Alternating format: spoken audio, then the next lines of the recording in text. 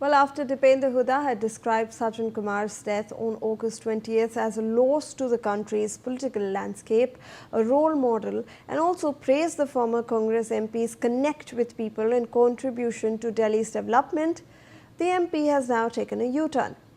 Dipender Hooda has said that he never said that Kumar is a role model and that punishment should be given to the people accused in the 1984 riots.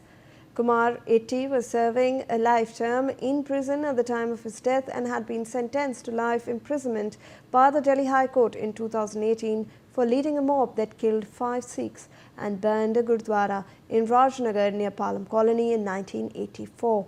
Later in 2025, he was convicted again in another murder case related to the riots and was sentenced to life.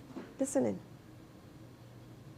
सबसे पहली बात तो ये शब्द का प्रयोग मैंने किया ही नहीं, ना ये शब्द का प्रयोग किया, ना कोई ऐसी भावना थी, ना हो सकती। ये मेरे मुंह में डाला जा रहा है उन लोगों द्वारा जो भाईचारे को तोड़कर और अपनी राजनीति करना चाह रहे हैं। मेरी कोई भावना, जो मैंने कहा, कोई भावना किसी को भी ठेस पहुंचाने की नहीं थी। जो मुझे जानते हैं उनको पता है, कभी भी मेरी कोई भावना ठेस पहुंचाने की नहीं रही।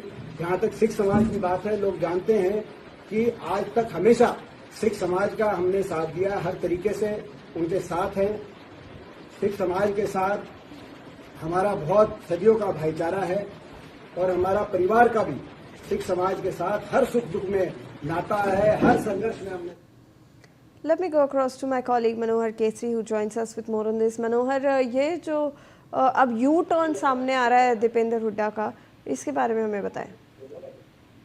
देखिए, बिल्कुल सज्जन कुमार की मौत के बाद दीपेंद्र हुड्डा का जो बयान था उस पर उन्होंने सफाई दी है और यू टर्न लेते हुए कहा है कि हमने सज्जन कुमार को लेकर के ऐसा नहीं बोला है। खास करके उन्होंने ये बात कही कि जो भी दंगे के आरोपी है उन्हें कानूनी सजा मिलनी चाहिए। साथ ही साथ उन्होंने ये भी बात कही क्योंकि कल ही राहुल गांधी के आवास के बाहर सिख समुदाय के लोगों ने प्रोटेस्ट किया था, क्योंकि इन लोगों ने सज्जन कुमार को रोल मॉडल कहा था, जो 1984 सिख दंगों के आरोपी दोषी थे और उम्र कैद की सजा काट रहे थे। 2018 की बात हो, जो कोर्ट का ऑर्डर था, फिर 2025 में भी एक दंगे से जुड़े मामले में और हत्या के मामले में उन्हें दोषी ठहराया गया था।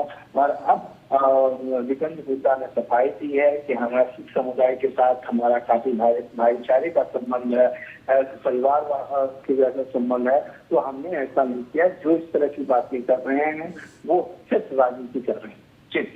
जी धन्यवाद आपका मनोहर हमारे साथ जुड़ने के लिए।